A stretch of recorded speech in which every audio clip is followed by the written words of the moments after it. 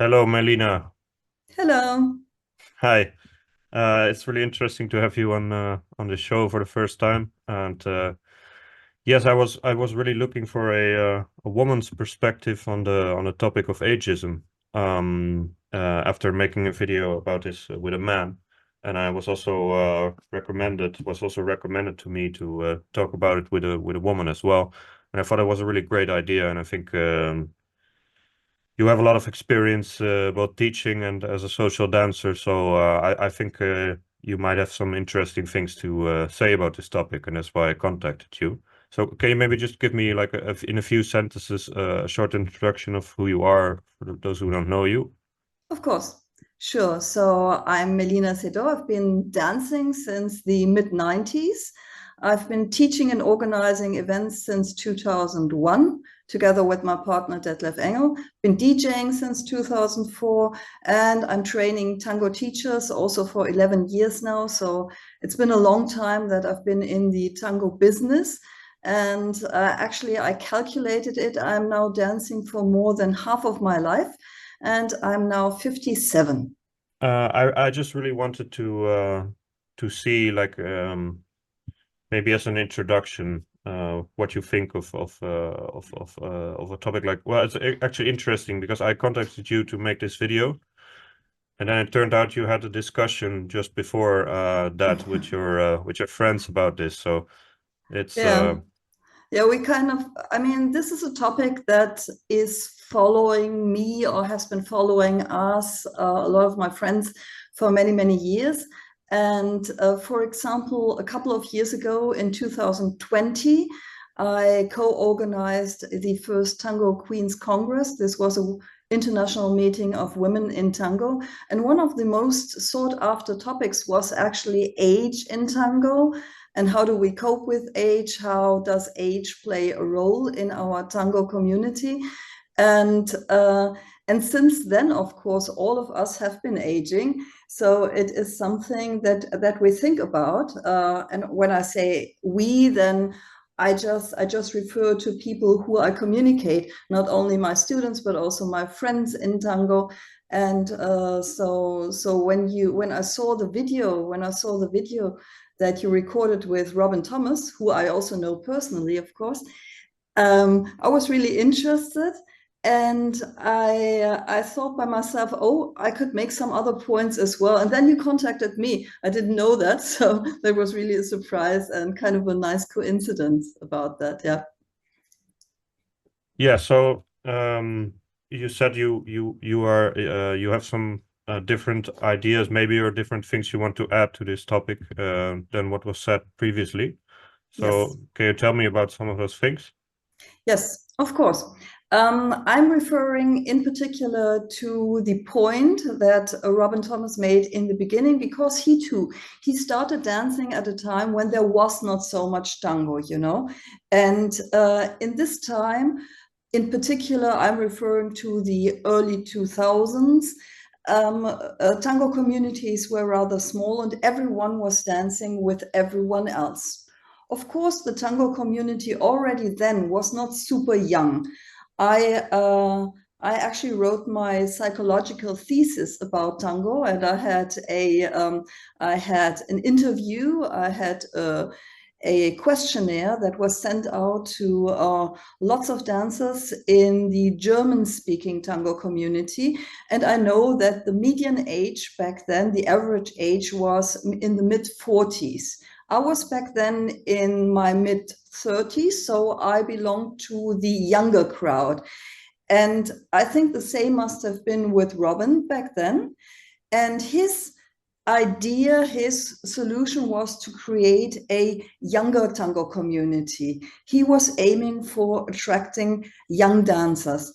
And this is something that I was never aiming for, because when we started dancing and then also later teaching tango, I actually enjoyed it a lot that tango had such a mixed age group, having people together from different let's say, ways of their age. I remember, for example, when we started teaching in Metz, France, this was, I think, in 2002 or 3, our youngest student was in his early 20s, and our oldest student, the president of the Tango Association there, was in his mid-70s.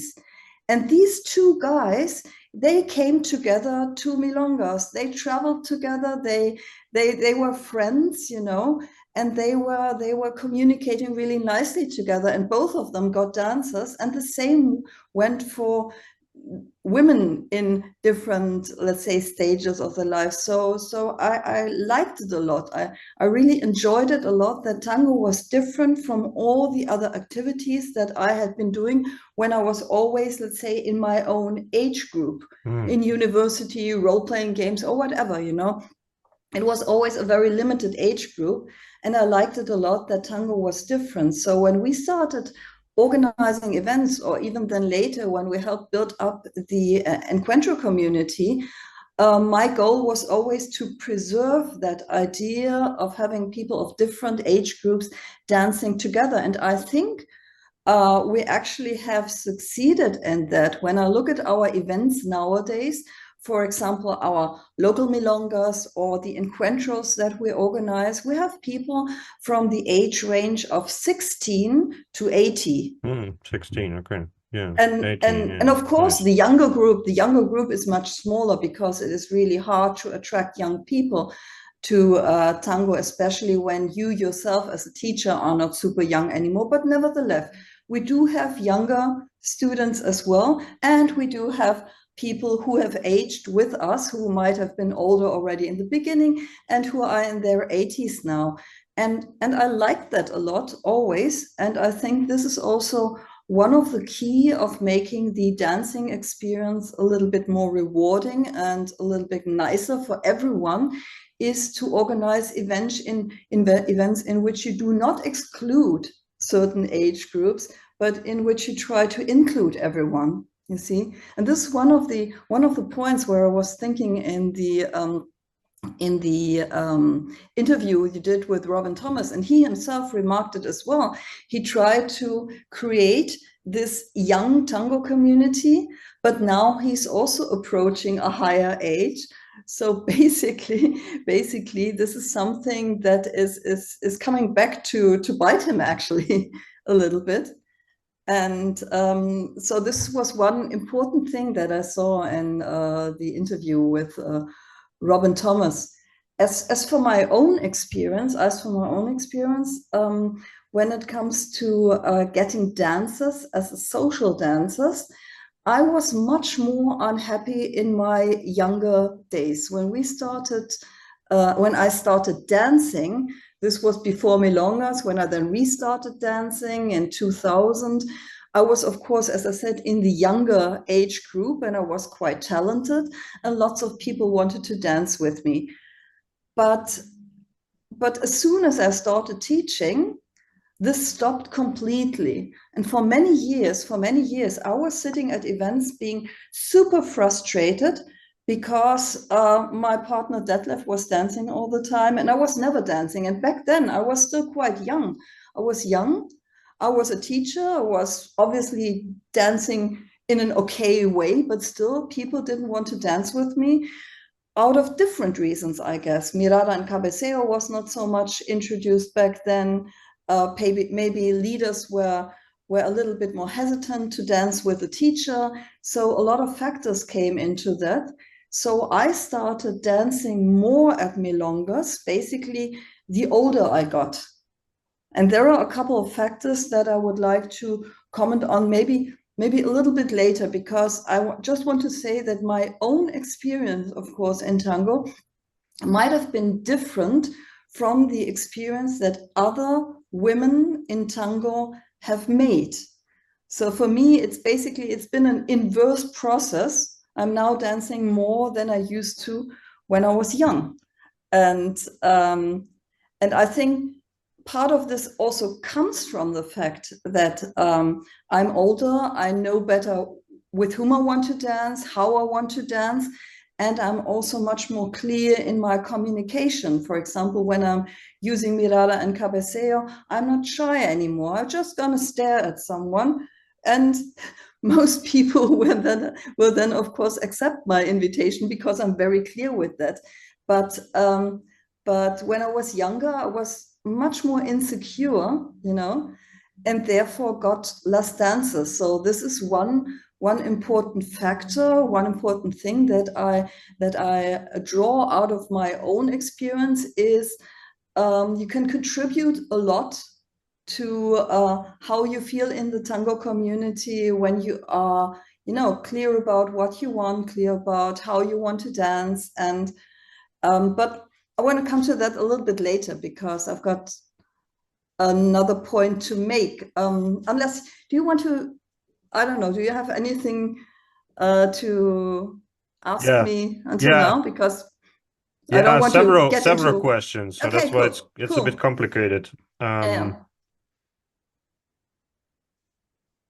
Let me just talk a bit. Now we're talking about like the whole topic was like ageism from the perspective of a woman. exactly. I've always gotten a bit of like the take some water impression that a lot of women struggle with being judged by their age by men.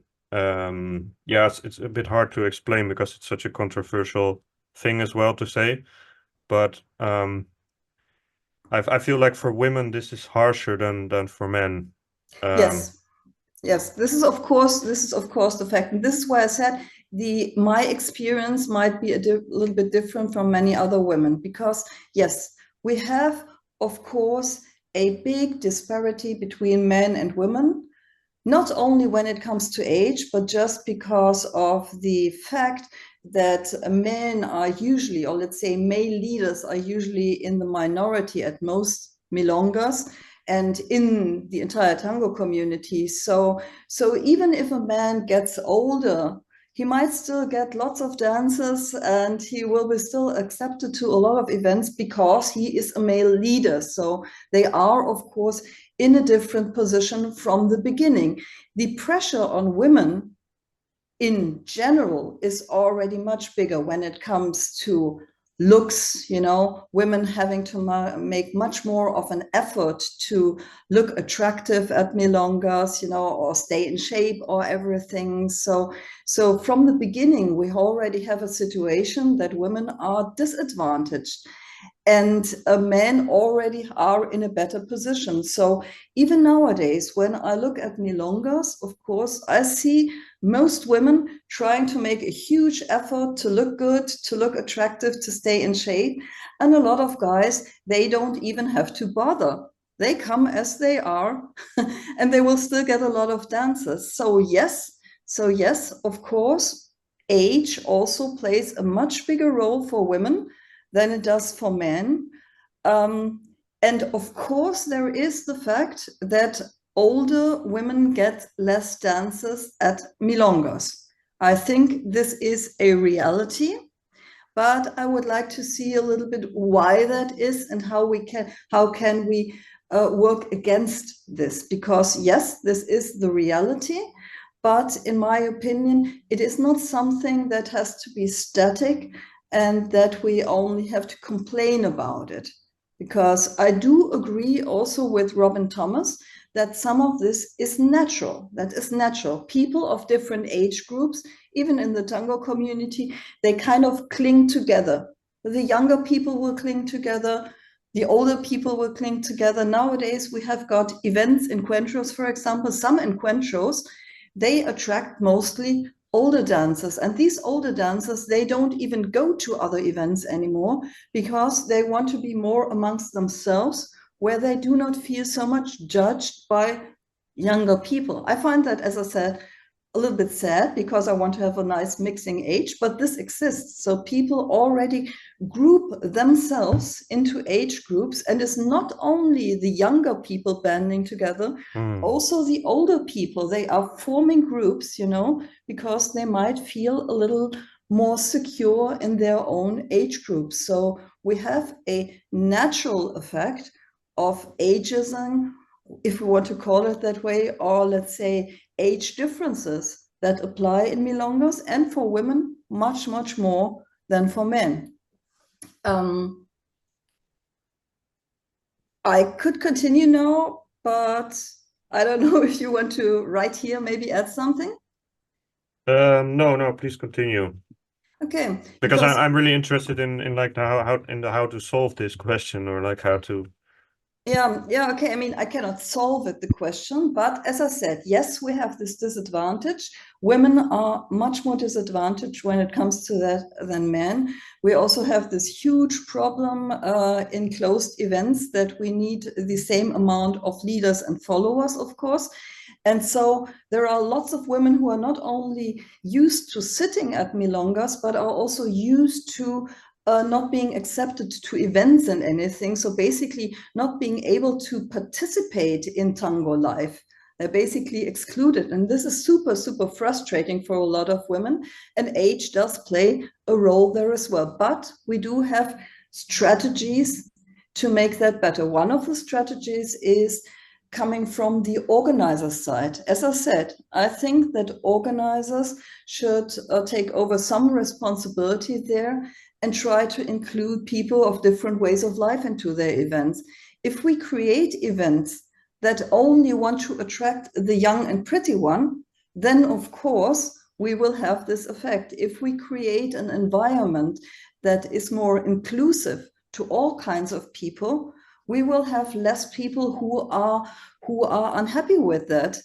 At our events, or some of our events, for example, in the beginning we have little games or little, let's say, activities to bring people together and to make people connect with new dancers, you know, so that it is easier for everyone to get in contact with someone new. And then all of a sudden, age doesn't play such a huge role anymore. When you, for example, do an exercise in the beginning where everyone is walking around and hugging everyone else, they will already have a connection. So that's one thing that's coming from the organizer side. And I think this is a huge part already. But also we as dancers, we have a responsibility. So number one is go to the right events. If you go to a milonga, and this is something that Robin Thomas said as well, if you go to a milonga where you know a lot of young people will be, who know each other, all of them, then it is no big wonder that you will not get enough dancers. You know, I'm an encuentro person, and I like these mixed age events. I tried going to a couple of marathons. I barely know anyone there, and I'm in the, let's say, a little bit older group of people. So of course I didn't get a lot of dances at these marathons, but I was not surprised by that, you know. I tried it out. I did not get into a bad mood. I tried it out.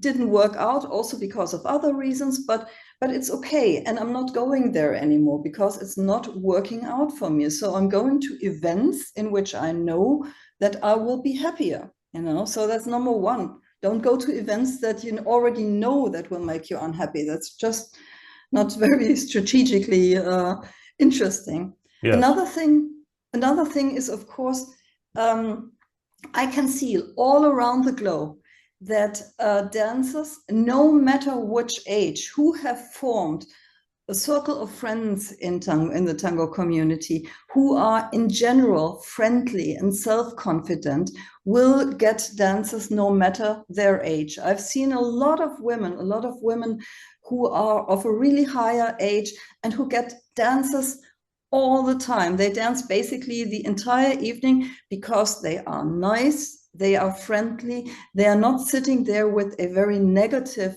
let's say, aura around them. Yeah. And they have formed a circle of friends because they are nice and they are open, you know.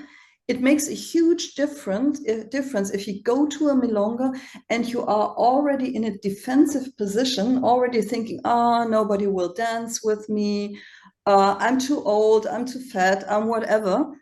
And then of course, no It's a one will dance self-fulfilling with you. prophecy. Yeah.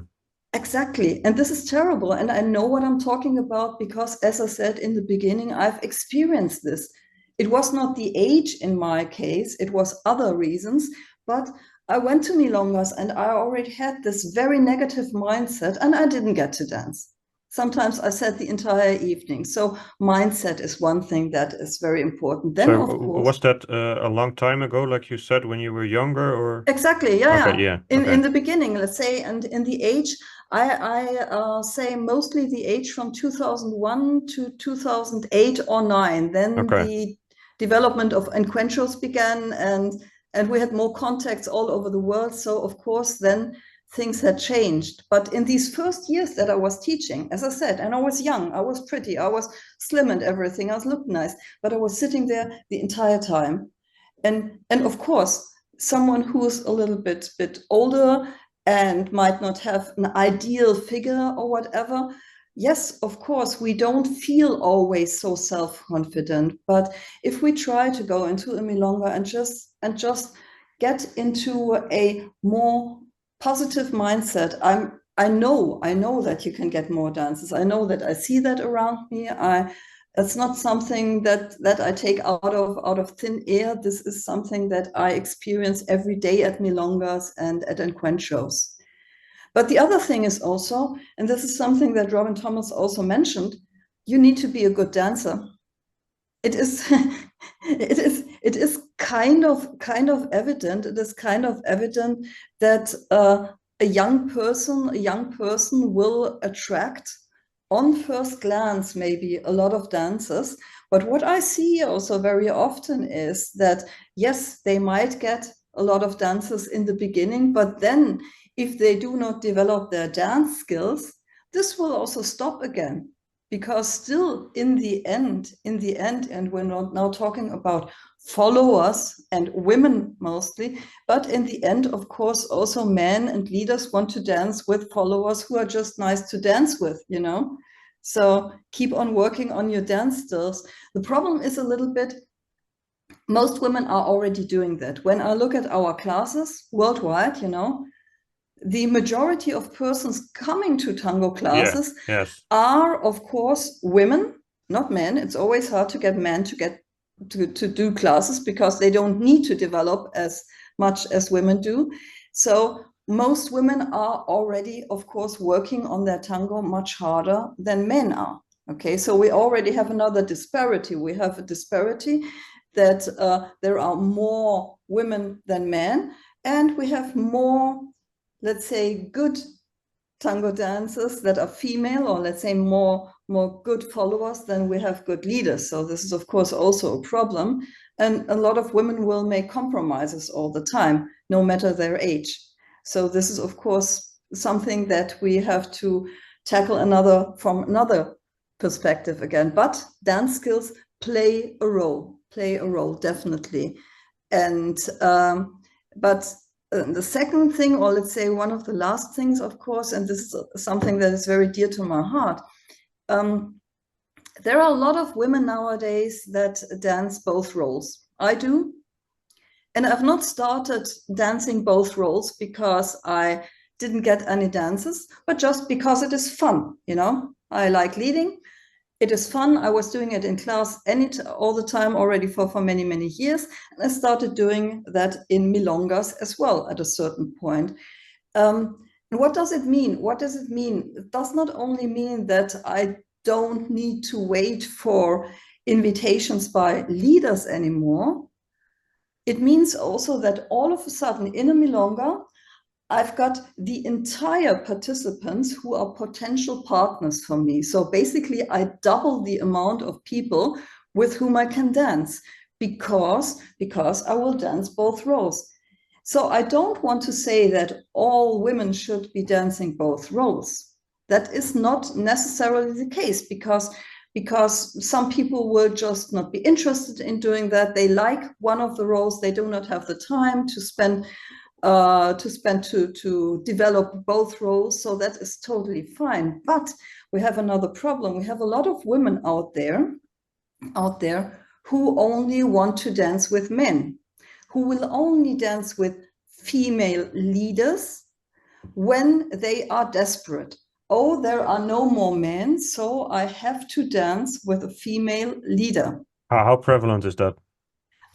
I find that at the moment, I mean, it's turning a little bit, it's changing a little bit at our events, or let's say in our tango community because we are working towards that. But globally, I see that still as a very important factor. There are a lot of women who just want to dance with men. They do not want to dance with women. And by that, of course, they exclude a lot of leaders with whom they could have nice dances. And this is just sad. And I've talked to a lot of women about it. And I do understand that for many women or men, tango is something that is supposed to happen between two different genders. Okay, I do understand that. But not all tango is about hooking up with someone or finding a partner in life or whatever. It's just a dance. It's just having fun for a couple of minutes together. And I really believe that you can have that with people from different genders, and no matter whether they are male or female. And the problem that I see there is that we have nowadays a lot of women who make a huge effort to become good leaders. You know, they take lots of classes, and we have lots of guys who do not make that effort. They've been dancing the same way since 20 years or even longer. You know, it's really frustrating sometimes.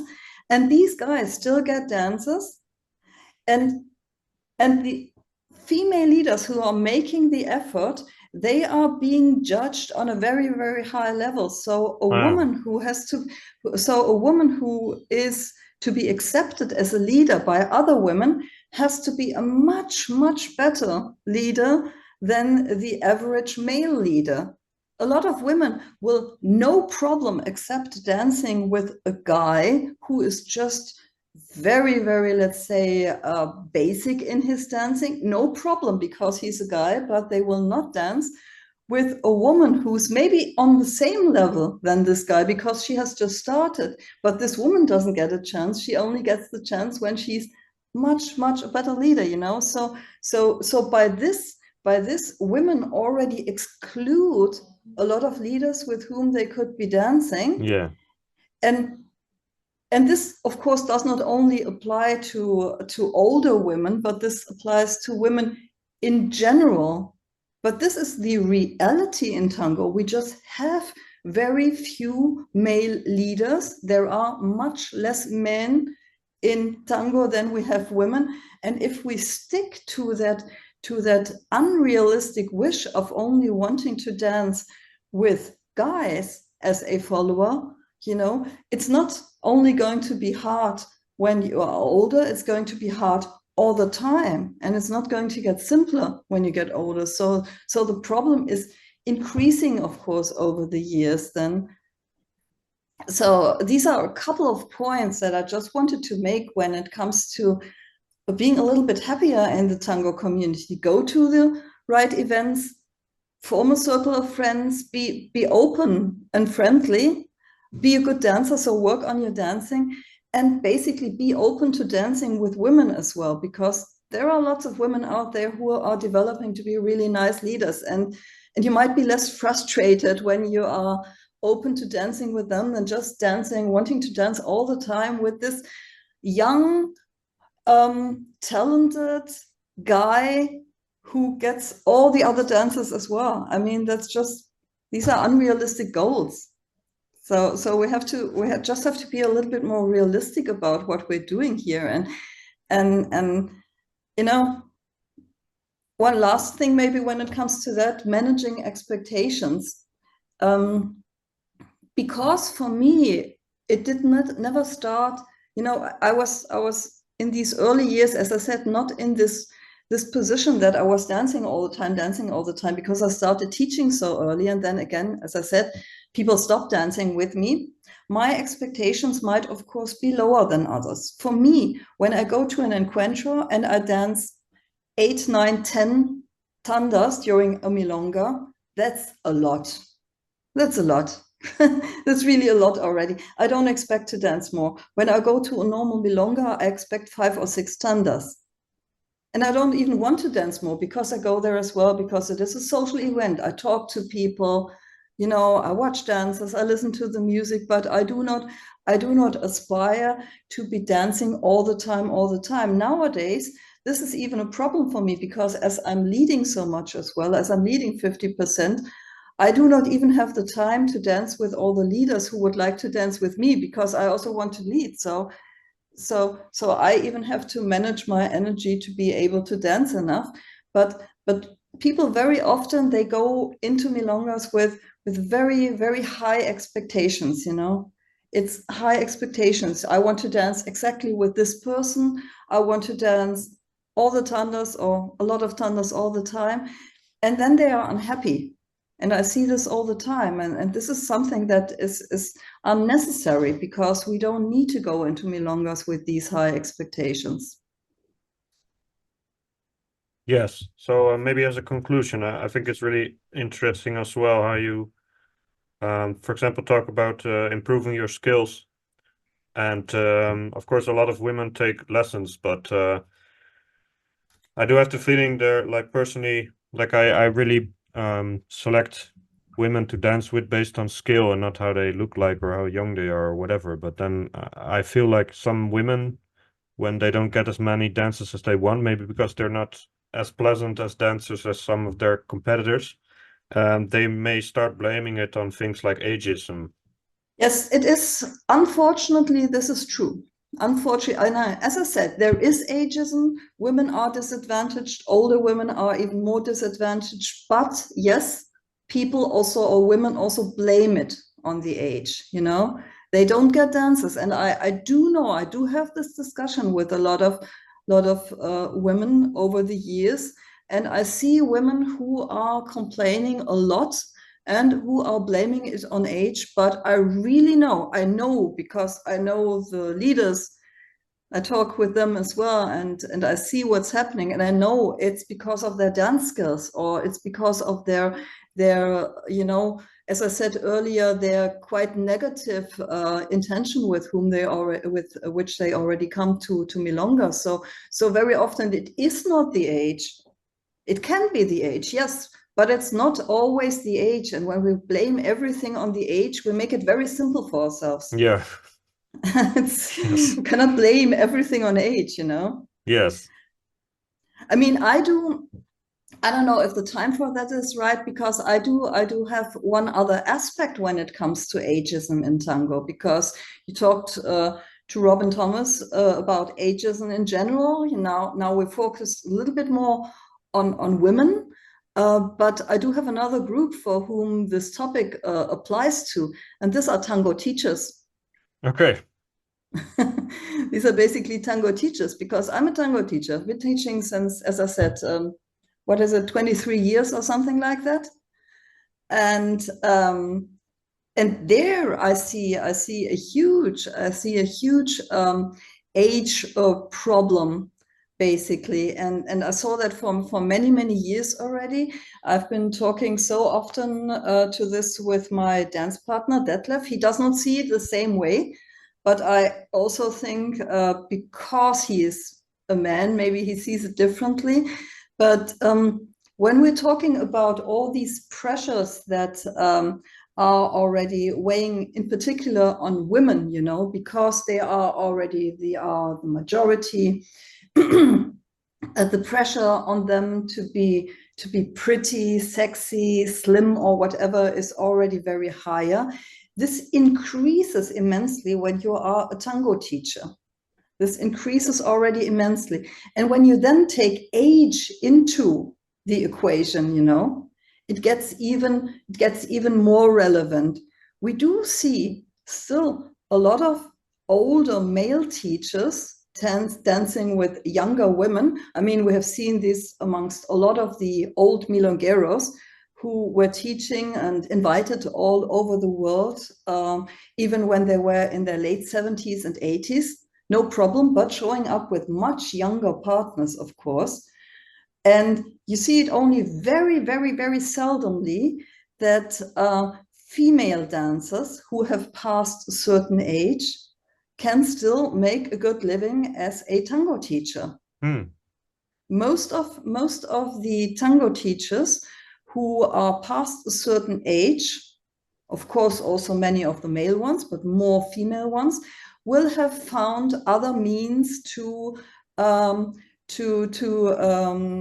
provide for their income. They have most likely already started some other activity like yoga, like counseling, all kinds of different things, you know, to add to their tango income. They will have added a lot of different activities to still be able to make a living. But making a living as a older female tango teacher is very, very hard. Again, there are, of course, examples. We have Susanna Miller in the Encuentro community, for example, but then she is Argentinian. And we have a huge disparity between people coming from Argentina. They can be old. Old is still something that is then associated with wisdom and more knowledge, you know, something that you can give. But as we are Europeans, age is mostly something that is associated with negative features. So whilst, for example, another dance couple in, let's say, we, Detlef and I, if we were Argentinians, we would now be called maestros de maestros. You know, we've been teachers for many years. Thousands of people have come to our seminars and whatever. We've traveled everywhere, but we're not maestros de maestros. We're just Detlef and Melina getting older, you know, and therefore being less attractive to students and also to organizers, because organizers who invite teachers will most likely choose the ones that are younger because they look nicer, they look flashy. Of course, lots of them I have never also thought about it this way. It's really interesting. Yeah, and of course, lots of the young dancers are brilliant dancers, maybe much better than we are. So there are, again, also here, we cannot all blame it on the age, but age plays definitely a role when it comes to making a living from tango. And also there, you have to adapt. You have to adapt. You have to make a bigger effort to stay connected to certain parts of the communities, to still get invitations, to still be in touch with dancers, actually. I mean, we're still at an age group that is still a little bit more acceptable. But nevertheless, look at me, for example. I've been growing out my gray hair for a couple of years now. I've made some, let's say, mistakes, so it took a very long time, but I will now be done in a couple of months. I don't see another female tango teacher with gray hair, you know, yeah. unless they are Argentinian. Then there are some older ladies who might let their hair grow out, but most of the European tango teachers, they still try very, very hard to remain young, to give the semblance of being young, and their age is basically kind of suppressed in a certain way. And this is something that is very relevant, kind of relevant. I mean, I also always had, let's say, a little bit of a different position in that I was never, let's say, or only partially, I had these ideals, body forms or whatever, and I don't do decorations and stuff. So I always, let's say, was a little bit counter this entire, let's say, idea to represent something very, very sexy and super elegant in tango. That was never my idea as a social dancer. And I do, of course, also because of this, have a lot of following amongst women who say, okay, I can identify with you more because you are more normal. Okay. Yes. Yeah. So this is, of course, then a positive effect. And now that my gray hair grows out, a lot of women will also, of course, say, hey, that's super nice because you're like me. You're not trying to be, you know, a perfect image of something else. But nevertheless, you know, when I do a group photo with other tango teachers, I might be the only one in there with gray hair. And a lot of organizers, for a lot of organizers, this is relevant, that the teachers, you know, they have to look nice, they have to be young and dynamic and everything. I'm not young and dynamic. I mean, I most likely was never dynamic, but I was younger. So, and things like this play a role, you know, and I don't want to complain about it, because I have my strategies to cope with that, and I'm starting to develop in other directions. I'm not counting on teaching until I'm 80 years old. I might not be a tango teacher for many more years now, but this is something that I see and that I saw coming for at least 10 years now, and that I don't want to close my eyes to. It is something that is happening out there. Older tango teachers, they just disappear. They just disappear. You see them until they have a certain age, and then they have disappeared, or at least the females. Some of the males still make it, but most of the females, they will just disappear. They will do other things. And that's also kind of sad. Yes, yes.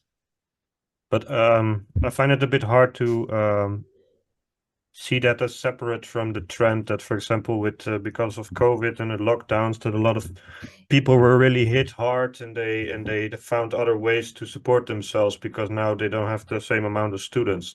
Did you see this already before all that? Yes, yes, Okay. yes. I saw that coming for a couple of years already before COVID. COVID, of course, it, let's say, it made this effect bigger, you know. It sped up this effect. It happened faster, of course. Not only because a lot of students were lost. Of course, an entire generation of new students did not get into tango.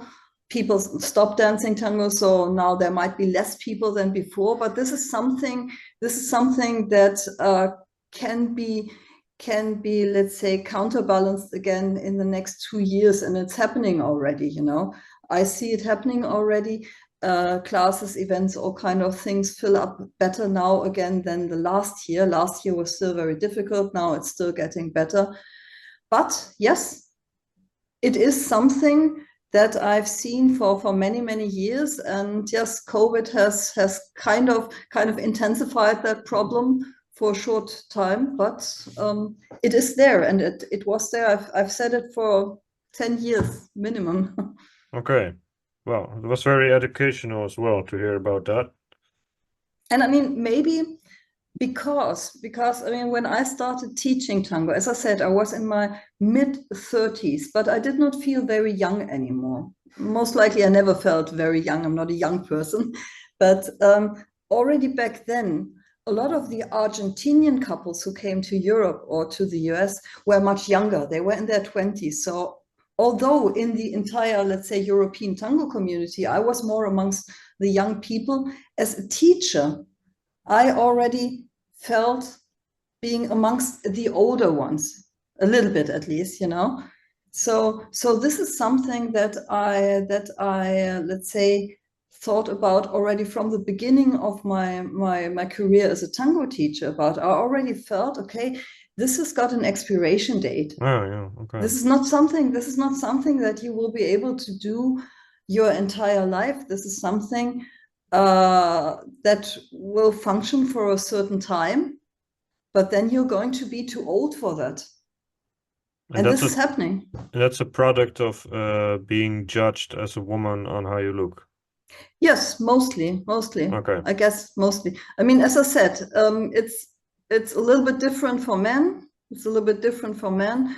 But if you are, let's say, a middle-aged couple of teachers, as we are now, it's getting, of course, it has to get harder. I mean, I guess, for example, that if Detlef would choose another dance partner, let's say in her 30s or in her 20s, the situation would look very differently. It's not going to do that, but the situation would look differently. Huh? Yes. The entire couple would look differently than it does with two people who are in their late 50s, you know? It's just different. And again, I don't want to complain about it. I just see it very neutrally. And I'm dealing with this. But it is one aspect of age disparities in tango. And in this case, of course, it is a little bit sad because, as I said, it is different. I think it is still different in Argentina, where age is valued much more and where older dancers are much more respected.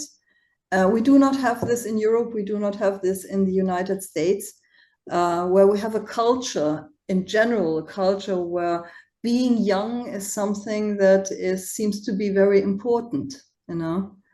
And of course, we do have this most likely in Argentina as well, but still we have this huge aspect of also of respect your elders, of looking up to your elders, looking up to those who have contributed to the tango community.